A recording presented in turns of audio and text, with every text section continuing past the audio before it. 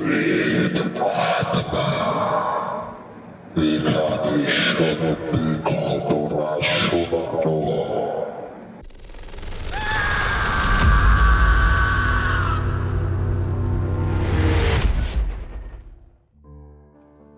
বন্ধুরা, সবাই কেমন আছো? আশা করছি সবাই খুব ভালো আছো এবং সুস্থ আছো। আমি আছি বাবান তোমাদের সাথে। তোমরা সবাই শুনছো প্রেত আত্মা, যেখানে সত্যিকারের ঘটনা শোনানো হয়। বন্ধুরা, তোমরা আমাকে বেশি বেশি করে ঘটনা পাঠাও। তোমরা যে ঘটনাটা পাঠাচ্ছ সেই ঘটনাটাই কিন্তু তুলে ধরছি সবার সাথে। আশা করছি যারা নতুন শুনছো এই মুহূর্তে তারা সাবস্ক্রাইবটা করে দিয়েছো। আজকের ঘটনাটা একদম অন্য রকমের, নিজের চোখে দেখা।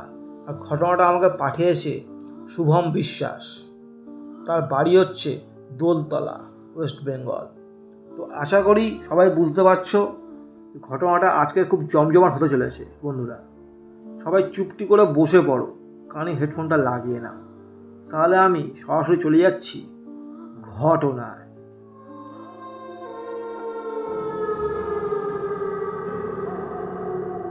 আমি শুভম, আমি ক্লাস 8-এ পড়ি।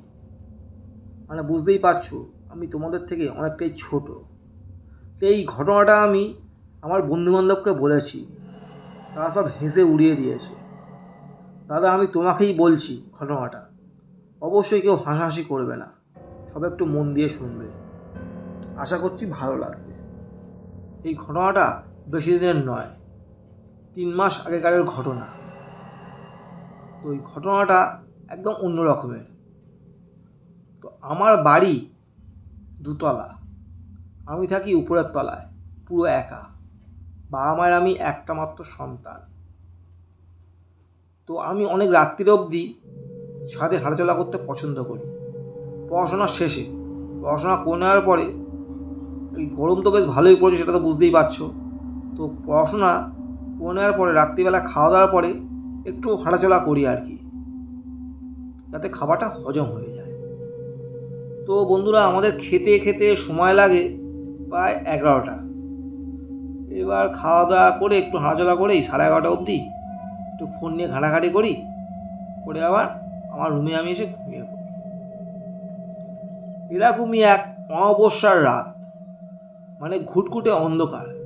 ছাদে কিন্তু বন্ধুরা ভালোই লাইট রয়েছে আমার, কিন্তু ওই দিন কি মনে হলো আমি না ছাদে লাইটটা জ্বালাইনি। ফোনটা ঘরের নিচেতে চার্জে দিয়ে চলে গেলাম উপরে একা ছাদে। ছাদের দরজা খুলে আমি যখন ছাদেতে প্রবেশ করলাম, দেখলাম হালকা হালকা একটা ঠান্ডা হাওয়া যেন মাথার উপর দিয়ে চলে যাচ্ছে। আমি ভাবলাম যে এটা প্রাকৃতিক হাওয়া, খুবই সুন্দর, খুবই সুন্দর হাওয়া। মনটা ছুঁয়ে গেল। যেন মনে হলো যে ছাদেতে যেন আমি একটা মাদুর এনে, একটা বালিশ এনে ঘুমিয়ে পড়ি। এত সুন্দর ওয়েদারটা লাগছিল, মনে হয় যেন বৃষ্টি হবে। তো গুমোট গরম বিচ্ছিরি অবস্থা। তো সেই মুহূর্তে আমি আমার বাড়ি থেকে ঠিক মানে 10-12টা গাছ রয়েছে, সুপারি গাছ, রাউন্ড দিয়ে ঘেরা। তার পাশে রয়েছে একটা বড় 3তলা বাড়ি। তো বাড়ির ছাদে প্রচুর গাছের ফুলের বাগান আর কি, প্রচুর। হঠাৎ দেখলাম যে হাওয়া বাতাস নেই, কিন্তু গাছের ওই ফুল টুলগুলো দেখি মানে খুব শব্দ হচ্ছে, হাওয়ার শব্দ, মানে গাছের পাতা পাতাগুলো দেখি নড়ছে। সেটা কষ্ট দেখতে পাচ্ছি ওই অন্ধকারের মধ্যে। মানে কিছু কিছু ক্ষেত্রে হয় না বন্ধুরা, যে অন্ধকারে ঢুকলেও দেখবে থাকতে থাকতে একটা আলোর মুখ দেখতে পাবে। তো রাস্তাঘাটে যেহেতু আলো রয়েছে সেই সূত্রেই বলা। তো ছাদে দেখলাম যে ওরকম একটা জিনিস, সেটা দেখে আমার একটা কেমন লাগলো। আমি ভাবলাম তাহলে কি ওই ছাদে কি কোনো বাদুর ফাদুর বা কিছু এসেছে, পাখিটা কি রাত্রির যেহেতু হয়েছে, বাদুর ফাদুর উড়ে বেড়ায়। তো সেরকমই ভেবেছি। ভেবে আমি বললাম না, ভালো লাগছে না, গাটাও ছমছম করছে। আমি সঙ্গে সঙ্গে ওখান থেকে বেরিয়ে গেছি, মানে নিচে চলে আসবো এরকম একটা।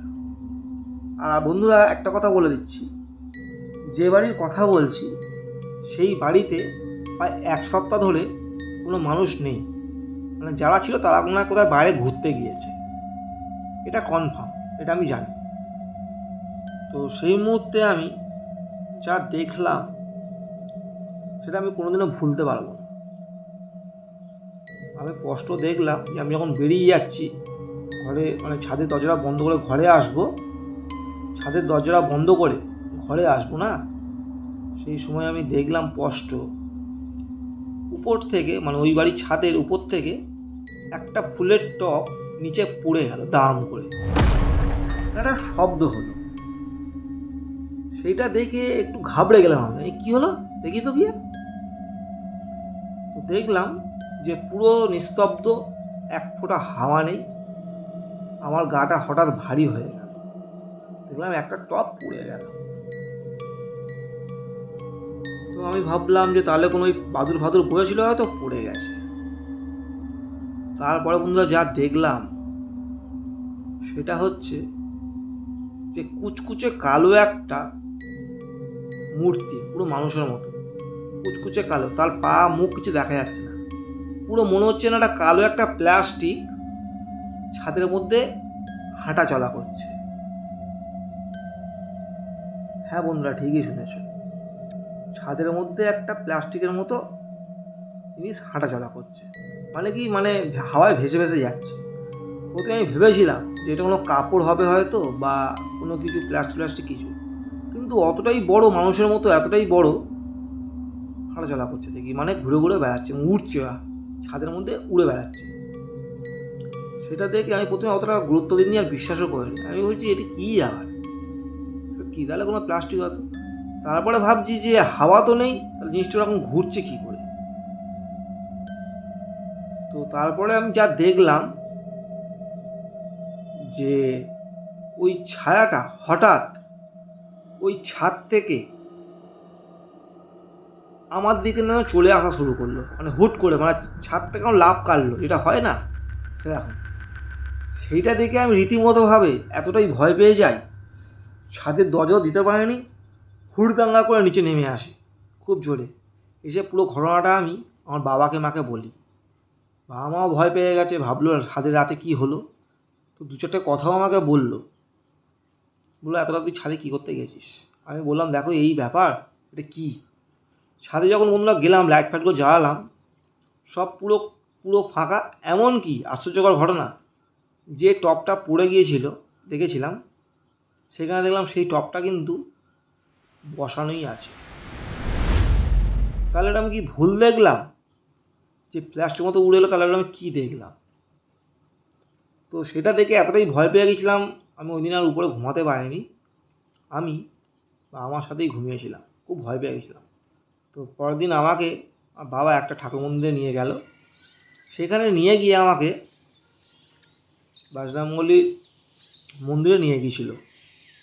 সেখানে বসে আমাকে পুজো দেওয়ালো, আমার গায়ে গঙ্গা জল ছিটিয়ে দিল, আর হাতে একটা ডোর টাইপের বেঁধে দিল, বেঁধে দিয়ে বলল যে এটা না খুলতে, আর কোনো দিন তুমি এরকম ছায়াতে এরকম অবসর সময় যেও না, কারণ তোমার এখন রাশটা খুব হালকা, মানে কিছু খারাপ কিছু হতে পারে, ঠাকুরমশাই আমায় বল। তো সেটা শুনে চলে এলাম। তারপরে আমি এইটা বলেছি অনেকজনকেই, কিন্তু কেউ বিশ্বাস করেনি। আমার বাবা মাও কিন্তু বিশ্বাস করেনি। তারপরেও জানি না কেন আমার জন্য এগুলো করলো, ভাবলো যদি ছেলেটা যদি কোনো ক্ষতি হয়ে যায়, এই জন্য আর। তো যাই হোক, তারপর কোনো সমস্যা হয়নি। আর আমি তারপর থেকে আমার যা শিক্ষা পেয়েছি, আমি আর ছাদে একা একা যাই না। বন্ধুরা, তাহলে ঘটনাটা তোমাদের কেমন লাগলো? ঘটনাটা হয়তো একটু ছোট, কিন্তু বেশ ভালো মজার, কিন্তু বেশ। তো তোমাদের সাথে কি এরকম ঘটনা ঘটেছে? তো তোমরা তাহলে আমাকে এক্ষুনি পাঠাও আমার এই হোয়াটসঅ্যাপ দেওয়ার নাম্বারে, আমি অবশ্যই পড়ে শোনাবো। প্রেতাত্মার ছোট্ট একটা পরিবার বন্ধুরা, তোমাদের সাপোর্টটা কিন্তু খুব দরকার। আর আমার হোয়াটসঅ্যাপ নাম্বার তো দেওয়াই রয়েছে, সেই নাম্বারে তোমরা ঘটনা রেকর্ডিং করে পাঠাও। যদি এরকম কোনো ঘটনা থাকে, শুভম যে পাঠিয়েছে, এরকম ঘটনা ছোট হোক বড় হোক মাঝারি হোক, যেমন তোমরা পাঠাও, আমি অবশ্যই পড়ে শোনাবো, কথা দিচ্ছি। তো বন্ধুরা, সবাই খুব ভালো থেকো এবং সুস্থ থেকো, প্রেতাত্মার সাথে থেকো। আজকের মতো টাটা, গুড নাইট।